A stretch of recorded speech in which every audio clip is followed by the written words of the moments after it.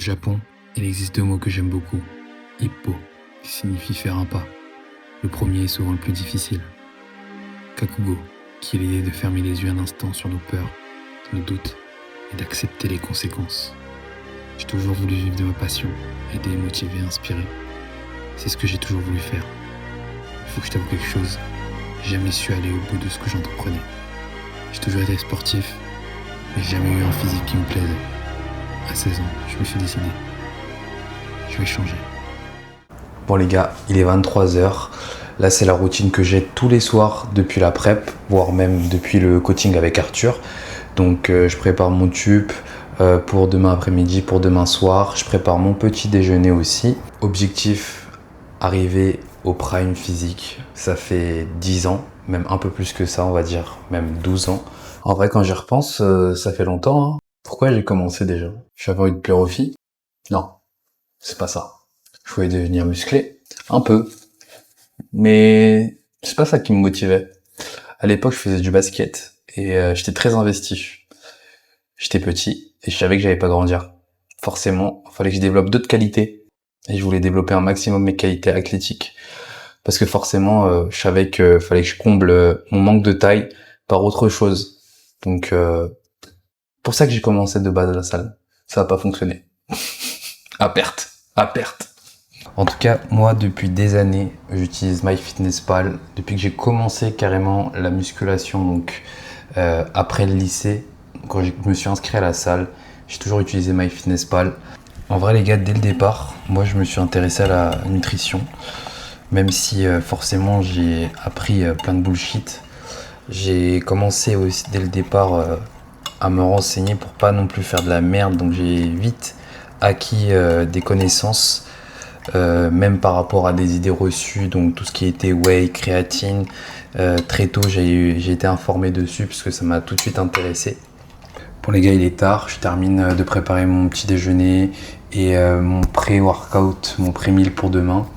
C'est pas simple, je suis fatigué. De toute façon, quand on veut avancer, il faut toujours essayer de se mettre dans l'inconfort. Si on peut maximiser les choses et bien sûr se faciliter la tâche, bah, je le fais. Il y a des jours où je me couche beaucoup plus tôt. Là, malheureusement, aujourd'hui, c'est pas le cas et c'est comme ça. Il faut le faire et puis c'est tout. Des fois, quand on dit faut être bête et con, bah, je sais pas si on dit ça, mais en tout cas, il faut le faire. Il faut l'être. Parfois, il faut éviter de réfléchir parce que si on réfléchit trop, justement, c'est là où on se perd et qu'on fait le contraire de ce qu'on voudrait. J'ai grind pendant quasiment 10 ans pour arriver à un bon physique.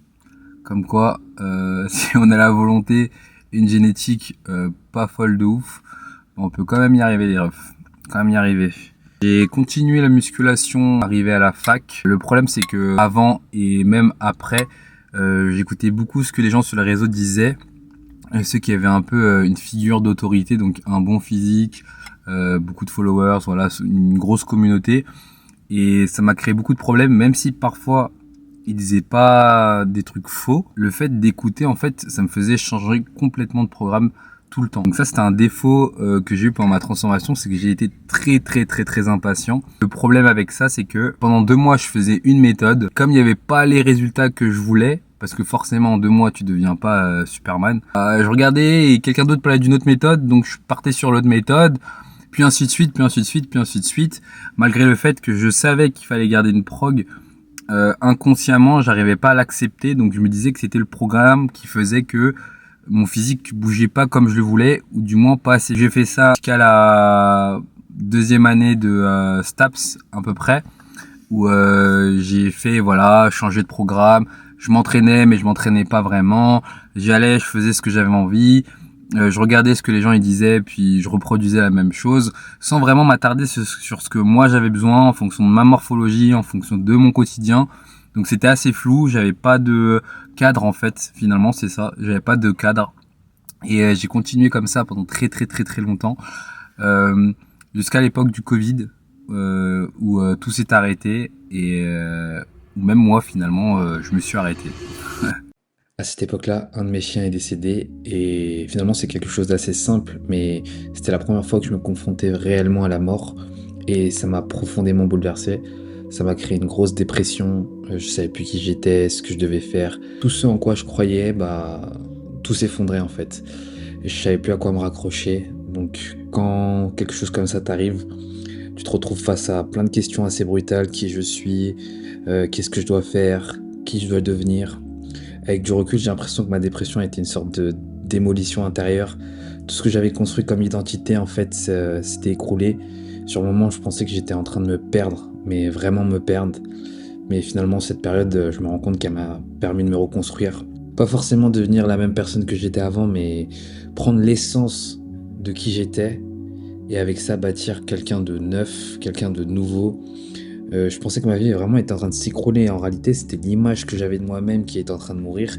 Et quand tu sais plus qui t'es, en quoi tu crois, où tu vas, ni même à quoi tu sers, bah tu dois finalement apprendre à te reconstruire. J'en parle parce que je sais qu'il y a plein de personnes dans ma situation. Donc